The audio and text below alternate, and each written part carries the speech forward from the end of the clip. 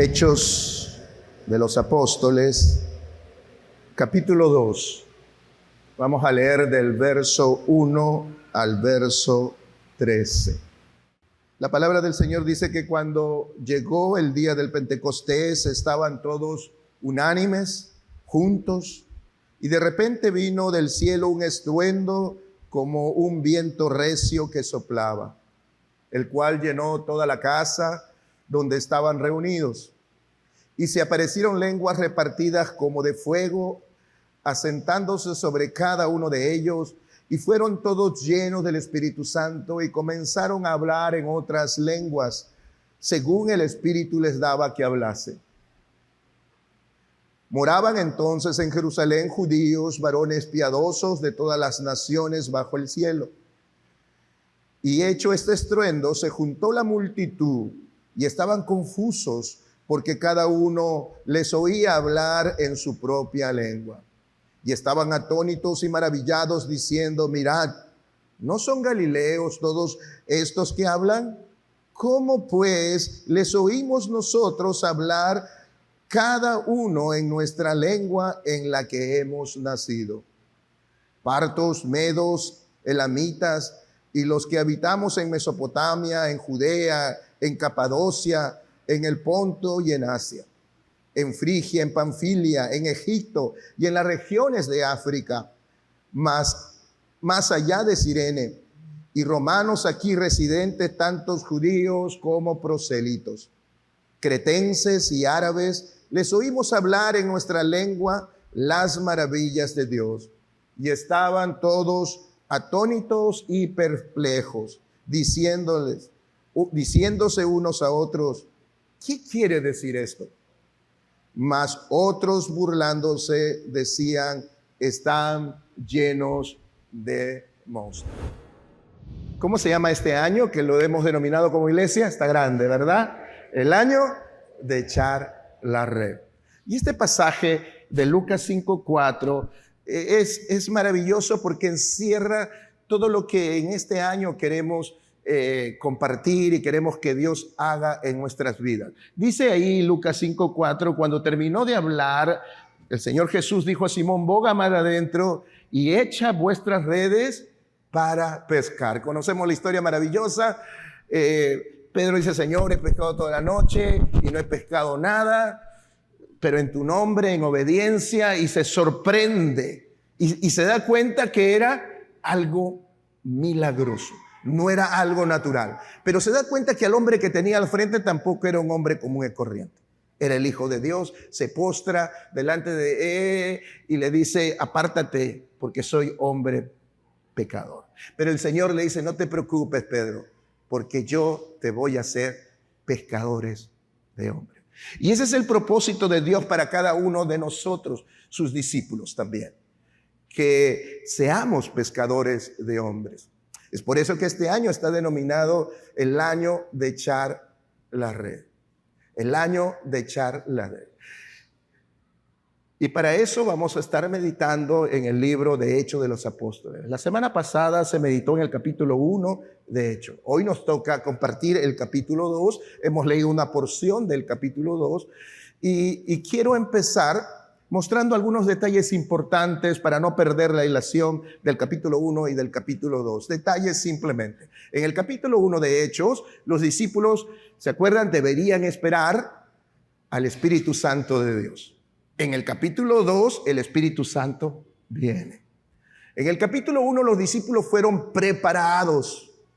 En el capítulo 2, recibieron poder. En el capítulo 1, los discípulos fueron retenidos. Le dijo que esperen. En el capítulo 2, son enviados a esta tarea que Dios les encomendó. En el capítulo 1, el Salvador ascendió al cielo. Jesucristo ascendió al cielo. En el capítulo 2, el Espíritu Santo de Dios descendió del cielo. Las promesas del Señor dadas en Hechos 1 se cumplieron cuando los creyentes reunidos en el aposento alto recibieron la maravillosa promesa del capítulo 1. El Espíritu Santo invistiendo con poder, el derramamiento de su Espíritu sobre la iglesia. Y es precisamente el título que le he puesto a esta meditación.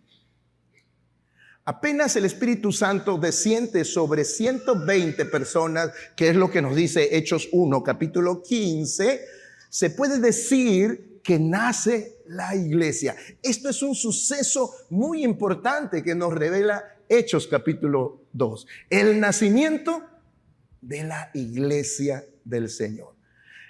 Y con esto, algo muy importante que deberíamos subrayar y tener en mente: la iglesia recibe la capacidad de evangelizar, la capacidad de llevar a otros a los pies del Señor.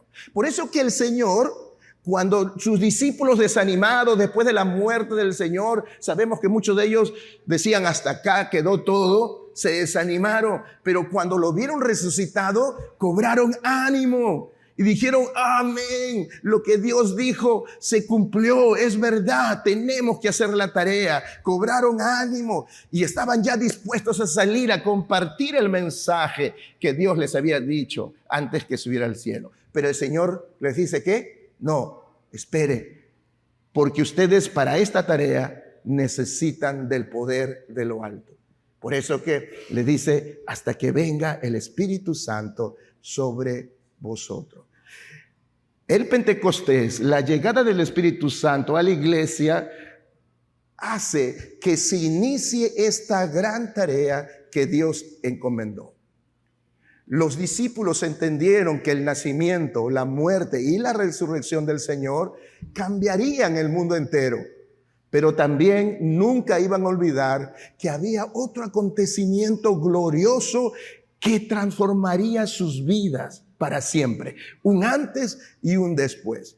Ocurrió 7 semanas después de que Jesús resucitara y ascendiera al cielo, durante una fiesta judía llamada Pentecostés.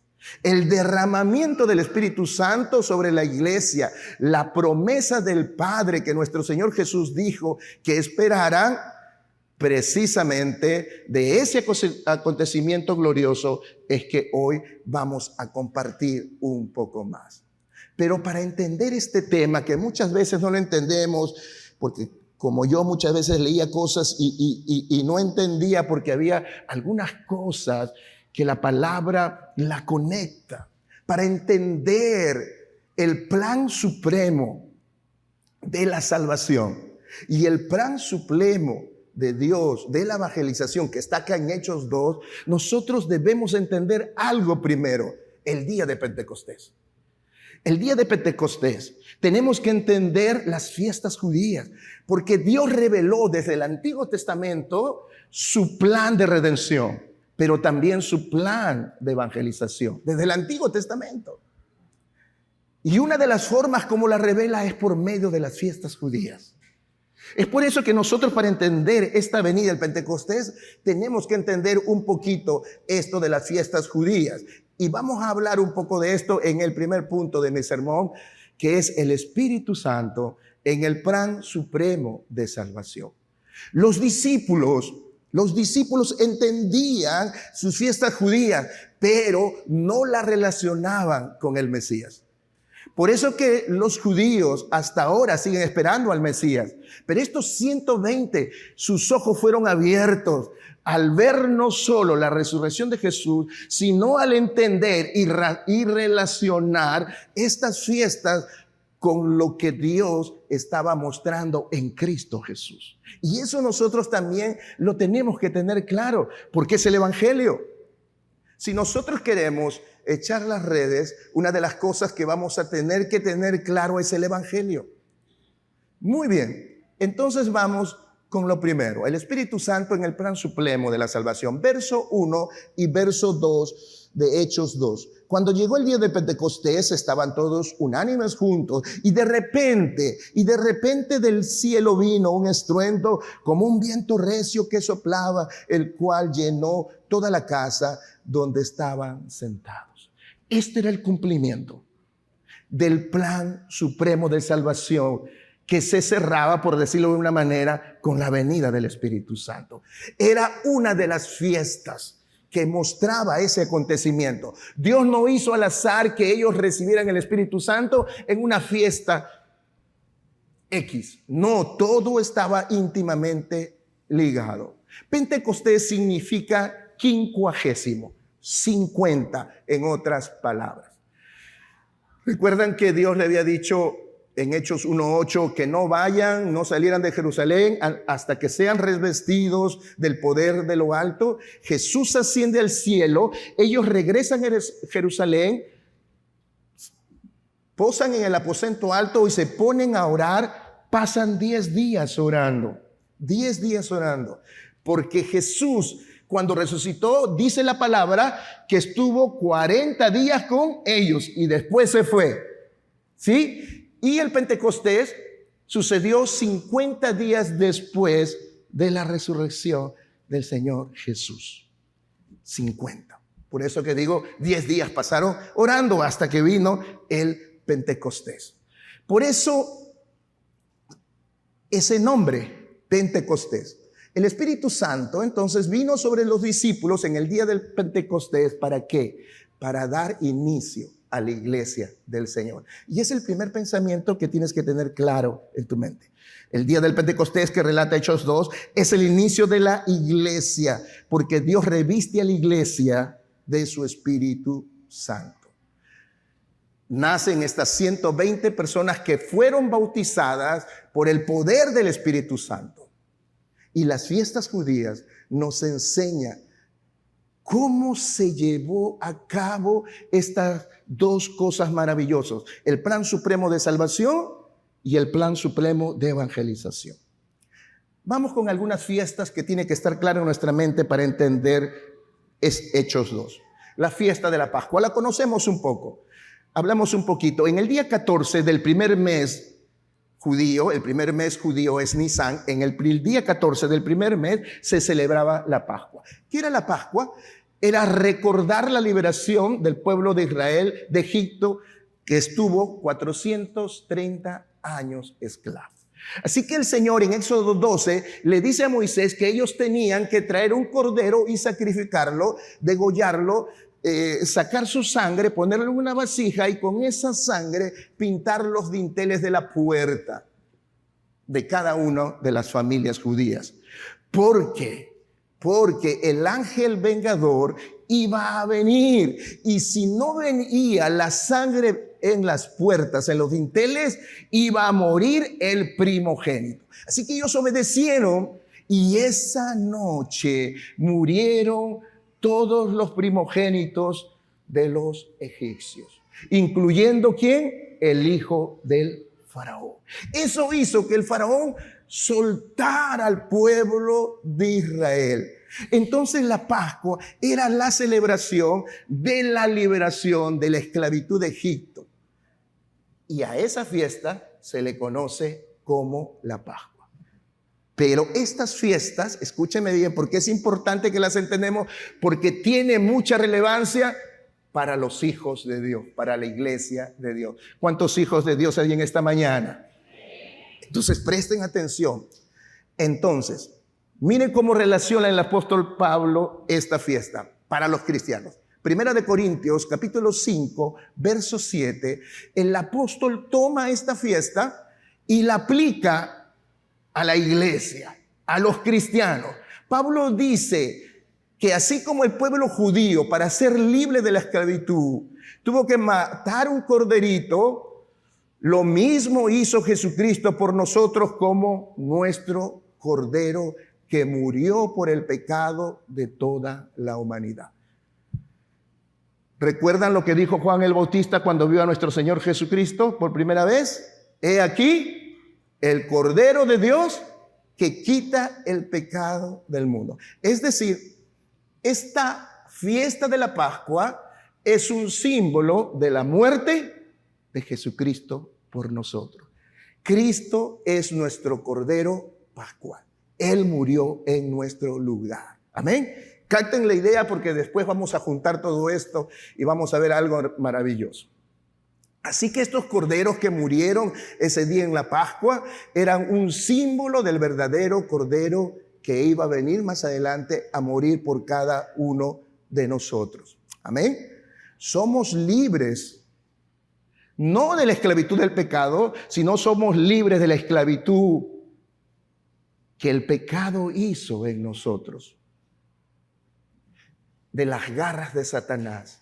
Cristo tuvo que morir en la cruz para hacer a sus hijos, a la iglesia, libres del pecado y de las garras de Satanás. Por eso que Cristo, dice Pablo, es nuestro Cordero Pascual. Eso es lo que representa la Pascua para nosotros, que la celebramos en Semana Santa, ¿verdad?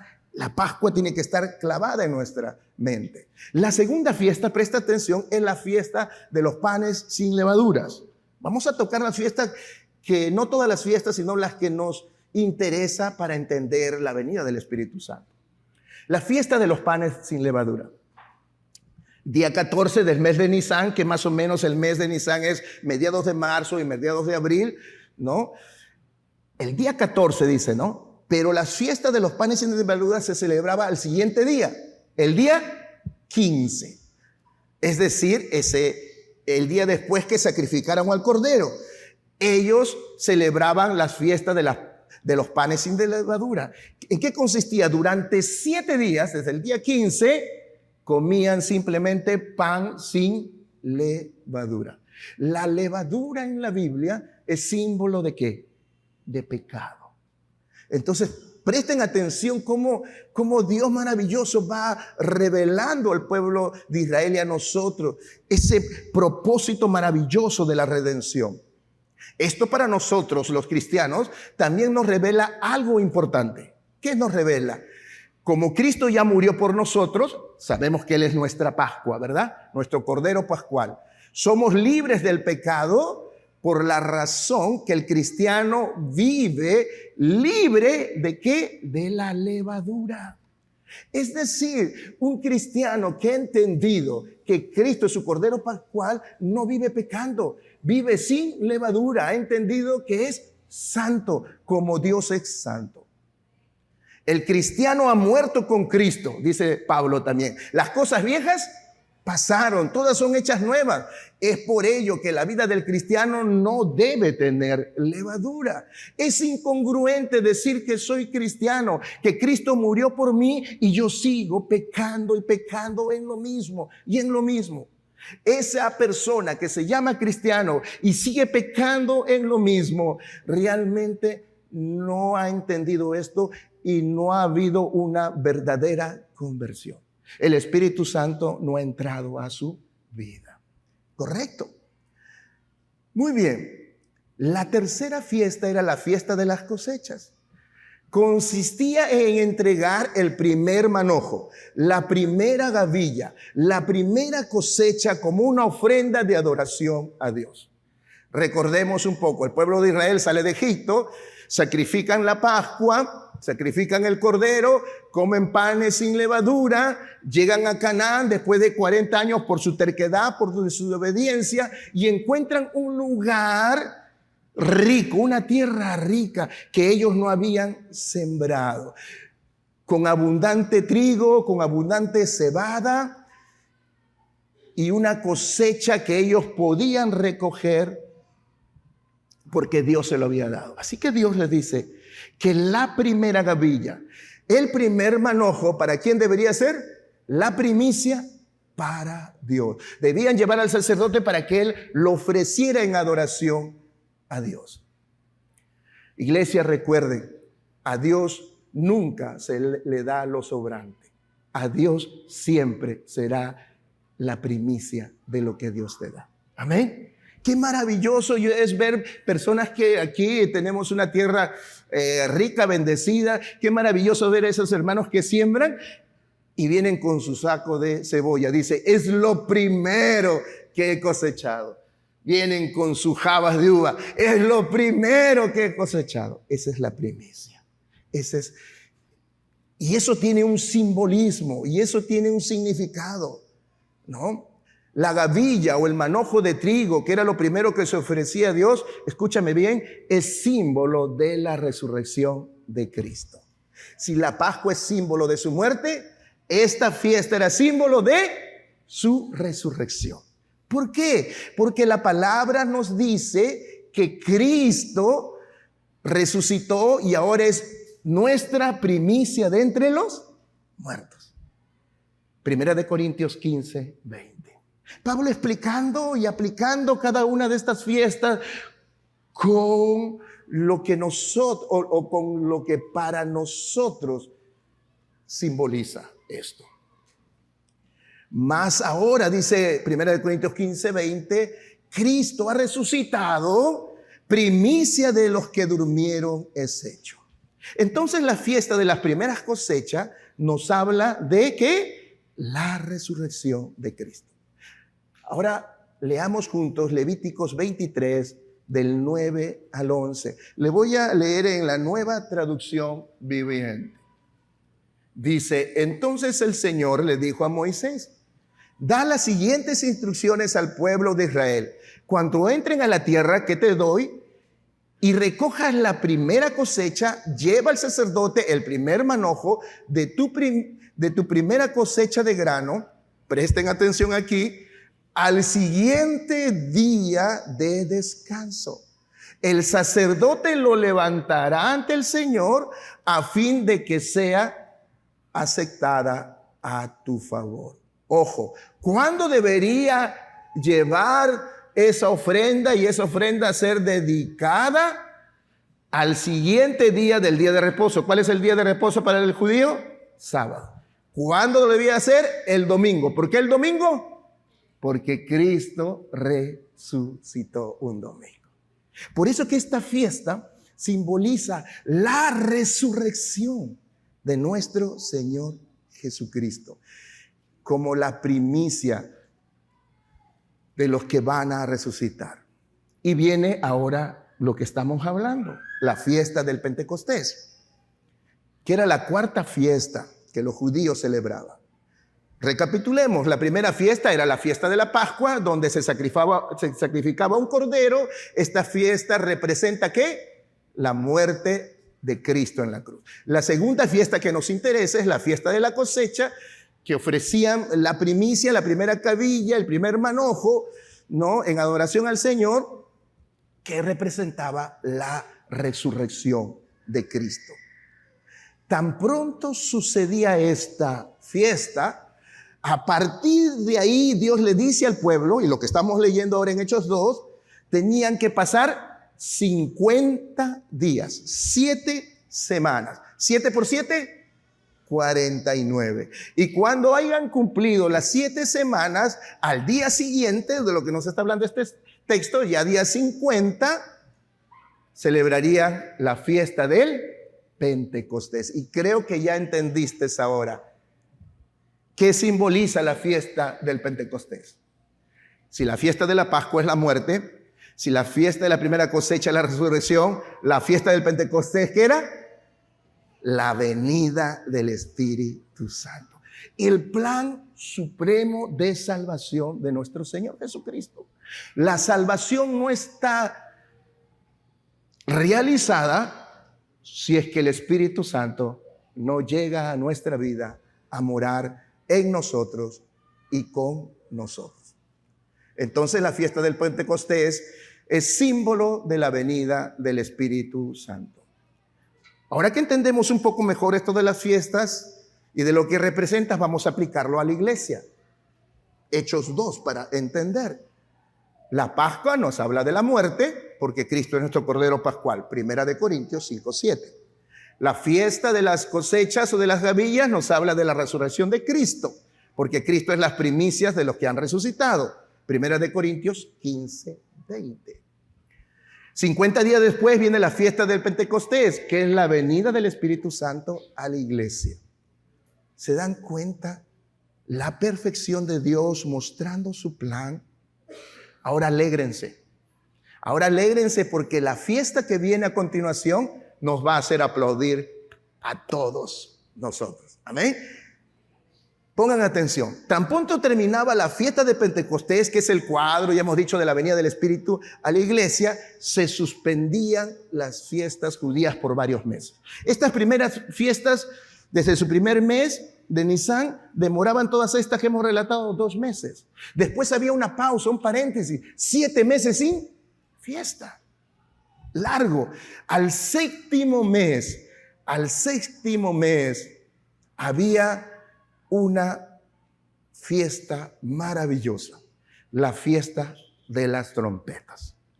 Miren, ojo, Cristo murió, Pascua. Cristo resucitó, cosecha. El Espíritu Santo vino, Pentecostés. Todos esos meses de pausa simbolizan la era de la iglesia. Este tiempo hasta que el Señor vuelva otra vez. Más de 2000 años donde la iglesia está esperando el momento de ¿qué? Que suene la trompeta y que nos vayamos con el Señor. ¿Cuántos dicen gloria al Señor? Amén. Y eso merece un aplauso fuerte al Señor. Porque Él tenía un plan perfecto. No solo perdonarte de tus pecados. No solo tomar tu lugar. No solo investirte con el Espíritu Santo para que pudieras vivir el cristianismo y en santidad, sino que pronto estaríamos con Él. ¿Se dan cuenta cómo Dios mostraba en las fiestas judías lo que Dios iba a hacer? Pero los israelitas lo rechazaron. Y como rechazaron a Jesús como su Mesías, ellos no entendieron toda esta obra maravillosa de Dios. Por eso Dios dejó un espacio grande para que tú y yo pudiéramos ser parte de este evento glorioso, ya que el pueblo de Israel lo desechó, el pueblo que Dios quiso que ellos difundieran el evangelio. Ahora Dios tuvo que tomar a los gentiles, al pueblo gentil, a nosotros para ser parte de ello, y nosotros sí aceptamos, y nosotros sí creímos y somos parte de este evento glorioso del Señor. Amén. Y esperamos esa gloriosa venida. Ahora que tendemos la fiesta, nos damos cuenta de la importancia que tiene que ver esto en los cristianos. Primera de Corintios 5:8, el apóstol Pablo dice, celebra, por eso dice, celebra la fiesta, no con la vieja levadura, sino con los panes sin levadura de santidad. El cristiano que ha entendido todo esto, vive en santidad. Lucha para vivir libre de esa levadura que lo contamina. El cristiano que no le entiende, que no se ha preocupado de todo lo que involucra esto, del tremendo sacrificio y del tremendo privilegio que Dios ha hecho por nosotros, vive la vida como un cristiano carnal, sin frutos. Y es el que probablemente se quede, como dice la parábola de las 10 vírgenes. ¿Amén? ¿Lo entendió? Dígame que lo entendió, por favor. Me he tomado unos minutos para entender este capítulo 8. Lo primero que nos muestran estos 2 primeros versos. Porque a veces leemos así, como yo otras veces, cuando llegó el día del Pentecostés, así, pero no entendemos la trascendencia del Pentecostés. Lo que simboliza, ¿no? En ese cierre del plan de salvación y el inicio de otro plan del Señor, el plan de la evangelización. Entonces ahora vamos a nuestro segundo punto. El Espíritu Santo que nos revela Hechos 2 en el plan supremo de la evangelización, que es lo que queremos todo este año predicar y que nos muestra muy ricamente este libro de Hechos. Después de ver en Hechos 2 la obra del Espíritu Santo, en ese plan maravilloso de redención, de salvación, de llenura del Espíritu Santo, el Señor empieza a mostrar a sus discípulos que ahora llegó el momento de hacer la tarea. Se había tomado 3 años para explicarles el plan, es decir, cómo debían de hacerlo. Y ahora era el tiempo. Y para eso no solo tenía que bautizarlos con su Espíritu, sino tenía que llenarlos de su Espíritu, otro acontecimiento que vemos en Hechos 2. Estos 2 términos son diferentes y hay mucha controversia en algunas iglesias cristianas, pero Pablo lo explica muy claramente y creo que la iglesia Alianza Cristiana y Misionero tiene una doctrina sólida al respecto y también lo tenemos claro. pero voy a tratar de explicarlo de una manera muy clara, qué era el bautismo y qué era la llenura del Espíritu Santo. El bautismo del Espíritu Santo, el apóstol Pablo lo define como la acción de Cristo por la cual los creyentes son insertados al cuerpo de Cristo. Es decir, ese hombre incrédulo, ese hombre inclusive malo como el pecador que estaba muriendo en la cruz y que en el último instante se arrepiente. El bautismo del Espíritu Santo es ese suceso, esa acción que permite al pecador colocarlo en una posición privilegiada, parte del reino de los cielos. Sucede, escúchame bien, una sola vez en la vida, a diferencia de la llenura del Espíritu Santo, ¿no? Es una experiencia que es única, que no se repite ni se pierde. Los que son bautizados con el Espíritu no pueden perderse de Dios. No pueden. Es la participación de todos los creyentes cuando verdaderamente se arrepienten. ¿Cuándo sucede el bautismo del Espíritu Santo entonces, entendiendo ese concepto que nos da Pablo? ¿Cuándo? Cuando aceptamos a Cristo como nuestro Señor y Salvador. Dios conoce nuestro corazón, sabe el corazón verdaderamente arrepentido y lo bautiza con el Espíritu Santo, que no es otra cosa que la venida del Espíritu Santo a morar por siempre en la vida de un creyente. No como algunos dicen que si le fallas a Dios el Espíritu se va. No. Dios cuando te bautiza una vez, por eso dijo, es único y no se pierde. Dios nunca niega a sus hijos. Ese es el bautismo del Espíritu Santo. Amén. La llenura del Espíritu Santo es otra cosa. Se diferencia del bautismo porque puede suceder varias veces. Hoy puede ser lleno del Espíritu Santo, de aquí a 2 meses nuevamente puede ser lleno del Espíritu Santo. Es una experiencia repetitiva y constante. Ser lleno del Espíritu Santo simboliza, escúchame bien, el control total del Espíritu Santo en la vida de un hombre o una mujer. Control total, control de mente, de alma y de espíritu. Es por eso que vemos a un Pedro, por poner un ejemplo de los 12, antes bautizado con el Espíritu, no lleno del Espíritu, negando a Cristo, sacando su espada, teniendo temor a la muerte, pero después lleno del Espíritu Santo, no le importaba morir, predicaba con denuedo, lleno del Espíritu Santo. Ya no se quedaba dormido al momento de orar, ahora podía pasar horas orando. Su sombra sanaba. Podía decir, si el Señor quiere te sana, no decía así, decía no tengo oro ni plata, pero algo recibí de gracia, recibe de Dios, levántate y anda. Control total de Dios. Dios les hablaba, le decía no por la derecha, por la izquierda, no vayas por allí, así no, era una dependencia total. Eso es ser lleno del Espíritu Santo de Dios. Y eso es importante en la vida de todo hijo de Dios. Por eso que Dios en su palabra nos manda a ser lleno del Espíritu Santo. No se puede ser santo sin la llenura del Espíritu Santo de Dios. Te va a ser imposible ser santo. Necesitas el poder de Dios en tu vida.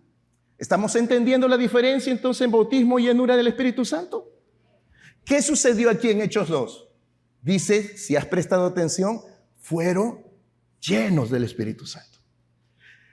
Y si tú te vas a Hechos 4:31, te lo voy a leer, 2 capítulos después, te vas a dar cuenta que nuevamente fueron llenos del Espíritu Santo. La Biblia no relata que 2 veces, por ejemplo, fueron bautizados con el Espíritu, pero sí relata, en cuanto a la llenura, constantemente ese suceso. Hechos 4:31 dice, cuando vieron orado, hablando de sus discípulos, el lugar donde estaban congregados tembló.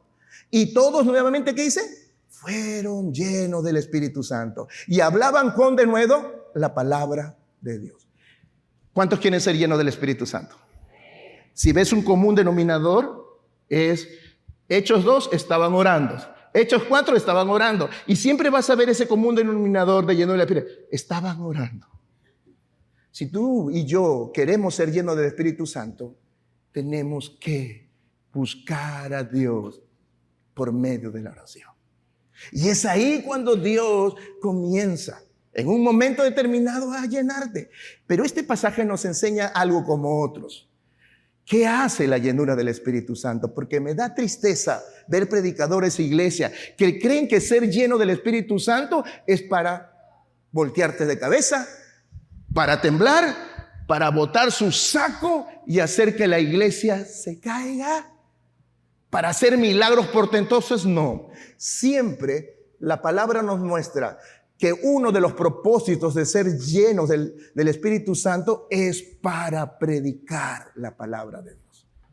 Por eso que si queremos este año echar la red, una de las cosas fundamentales que debemos de perseguir y pedir a Dios con denuedo es ser llenos. Porque sin la llenura no vamos a poder predicar con denuedo. ¿Qué es predicar con denuedo? Con valentía. ¿Cuándo nos desanimamos por los problemas que hay en la vida? Todos, yo también. ¿Quién comienza a predicar con fuerza cuando le dicen que tiene cáncer terminal? Solo aquel que es lleno del Espíritu Santo de Dios. Y eso es lo que Dios les hizo entender. Sí, no te preocupes, Pedro. No, yo no soy hijo de Dios, te negué. No, Pedro, yo te bauticé con el Espíritu. Sí, pero mira lo que he hecho, saqué una espada, mira. No, es que te falta ¿qué? ¿Te falta qué? Llenura. ¿Cuántos de nosotros nos hemos sentido mal cuando le fallamos a Dios y decimos, no sirvo para ser cristiano, mejor ya no voy a la iglesia? Y Dios te dice ahora, no, ciertamente has sido sellado. Si realmente aceptaste a Cristo, has sido sellado. Pero ¿por qué sigo pecando, pastor? Y me siento mal. Porque te hace falta ¿qué? La llenura del Espíritu Santo. Voy a pedir por favor que prendan los ventiladores nada más, por favor. Ya se está sintiendo el calor. Y no hay problema con el ventilador. Me dice audio que no sale en la grabación el sonido, así que disfrutemos de un poco de fresco. Amén. Qué maravilloso es esto. Porque yo en un momento de mi vida le dije así, Señor, quítame la vida hoy, porque hoy, si vienes, estoy santo. Pero mañana no sé, conociendo mi debilidad. Mira, no entendía esto de las fiestas, no entendía el propósito de Dios. Que ya había sido bautizado y que me faltaba ser lleno del Espíritu Santo. Entonces vamos terminando porque ya el tiempo se me acabó. ¿Cuál fue el plan supremo de evangelización que empezaba en Hechos 2? ¿Se acuerdan? Después del capítulo 13, ¿qué título lleva en tu Biblia? El sermón de Pedro, ¿verdad? Ahora vas a ver un Pedro completamente diferente. Un Pedro que predica un sermón que creo que no toma más de 7 minutos y 3,000 se convierten. Era un Pedro ya no solo bautizado con el Espíritu, sino era un Pedro lleno del Espíritu Santo en el Pentecostés. Entonces, ¿cuál fue el plan? El plan dice, muy bien, yo te voy a salvar, yo te voy a redimir y te voy a dar de mi Espíritu, no para que vivas feliz, para que tengas una hermosa familia, para que cumplas tus sueños, no. Hay un propósito en ese plan, que tú comiences a compartir mi mensaje. Entonces ya era el momento de hacerlo. Entonces Dios busca el momento más propicio. Y el momento más propicio era el Pentecostés. Porque se reunían no solo los judíos que venían de Lima, de Trujillo, qué sé yo, de otros países, sino que también venían los prosélitos, dice el pasaje que hemos leído, que era un prosélito. Era alguien de otro país, de otra nación, pero que se había convertido al judaísmo. Entonces seguían las tradiciones, seguían las fiestas de los judíos y venían también, y miren las naciones que nos relata, de Pongo, del África, de Egipto, un montón. Entonces Dios dijo, muy bien, es el momento que mis discípulos empiecen a predicar a estas personas. ¿Por qué? Porque el propósito de Dios es que todo el mundo sea para Cristo, ¿verdad? Y estas personas, si se convertían ese día, iban a regresar ¿a dónde? A sus naciones, y iban a ser los primeros que iban a echar la red en su país. Iban a ser los primeros misioneros. Pero había un pequeño problemita, que hablaban diferentes idiomas. Y ellos eran galileos la mayoría. Como decir, solamente hablaban español. Y aquí hay de África, hay de Italia, hay de Francia, hay ingleses. ¿Cómo? Pero ¿hay algo que sea imposible para Dios? Por eso es que es importante ser lleno del Espíritu Santo. Dios usó esa llenura del Espíritu Santo para que ellos pudieran hablar en otras lenguas. Ellos nunca habían aprendido a hablar francés, pero estaban hablando francés, inglés, africano, wow. Y comenzaron a predicar. Y dice, si lees con atención, el tiempo nos gana. El resto se sorprendía. Están hablando en nuestra lengua. Y aquí en un paréntesis no quiere decir como aquellas iglesias también que dice que para ser lleno del Espíritu Santo tienes que hablar lenguas que ni las entienden y solamente las repiten. No, acá está hablando de idiomas. Entonces, desde ahí empieza el plan supremo de evangelización de Dios. Los discípulos se quedaron asombrados y dijeron, no hay nada que pueda impedir, viendo ese hecho milagroso, que nosotros podamos ir por el mundo predicando el evangelio y echando las redes. Cierro con esto, ya estoy fuera de tiempo. ¿Cuál fue el método de Jesús que le enseñó esos 3 años y que todos nosotros debemos aprender? Apúntalo ahí, he dicho que pongan los títulos nada más. Seleccionó primero a hombres.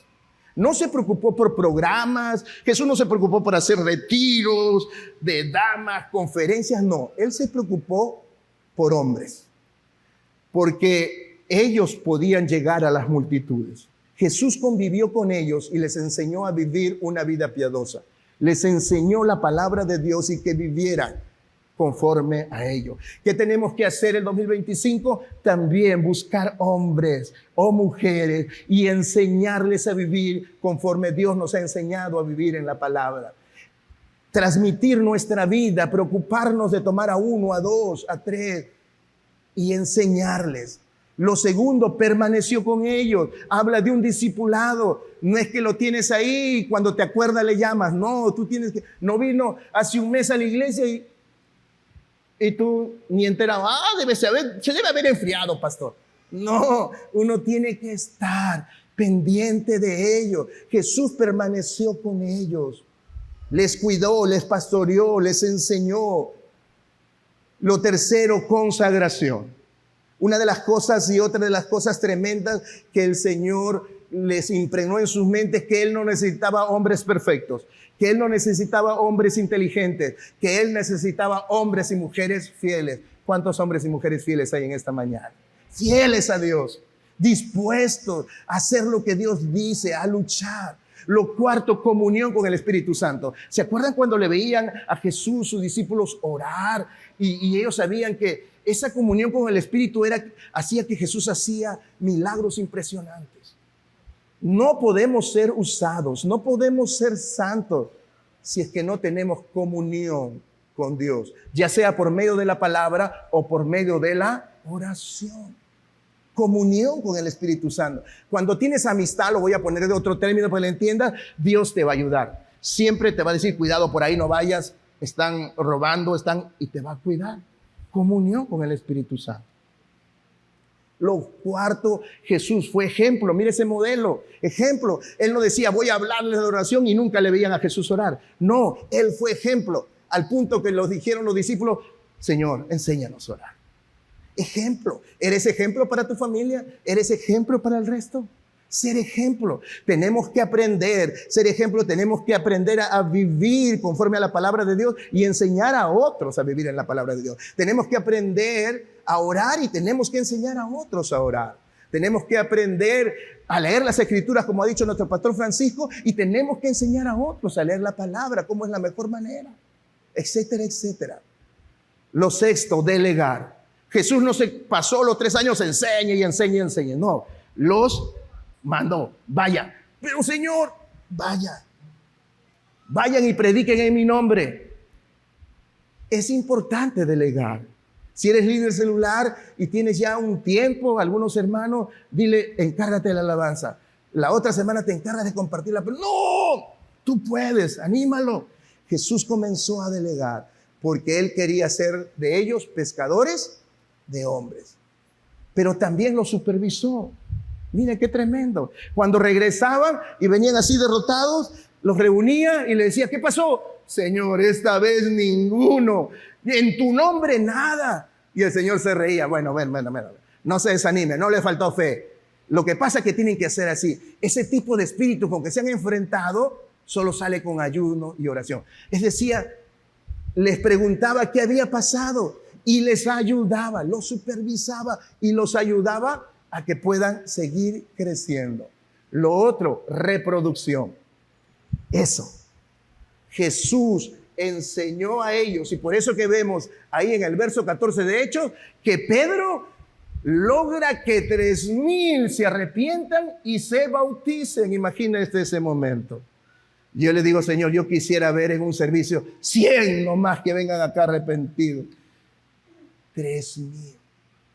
Reproducción. Le enseñó a reproducir. Porque Juan 15:16 dice, os he puesto para que vayáis y llevéis fruto. Para eso te ha puesto Dios si eres hijo de Dios. Y tienes que aprender todo esto. Ponte al cuidado de un líder celular y que te enseñe todo esto. Porque es lo que Dios quiere si queremos tener éxito en lo que Dios nos ha mandado. Amén. Con su plan de salvación, con su plan supremo de evangelización, Dios derramando de su Espíritu Santo. Pronto era cuestión de tiempo. La conquista. Y es por eso que han pasado más de 2,000 años y sigue habiendo hombres y mujeres como tú y como yo, arrepentidos, viniendo a los pies de Dios. Porque su plan es perfecto. Y nosotros tenemos que mirar en las Escrituras cómo lo hizo Dios, para nosotros también tener éxito. Así que si queremos que este año sea el año de echar la red, si no asistes a una célula, involúcrate en una célula porque te van a enseñar todo esto. Y lo primero que va a pasar es que tu vida va a ser transformada, porque lo primero que Dios hace es traer la salvación a tu vida. Lo segundo, te prepara para que seas un multiplicador, un pescador de hombres. Si primero no es lo primero, no puedes pasar a lo segundo. Y yo sé que aquí quizás hay personas que todavía están en ese proceso de salvación, pero después de ello te va a llevar a un proceso de multiplicación. Amén. Para eso vino el Espíritu Santo de Dios, no para hacer que las personas se caigan.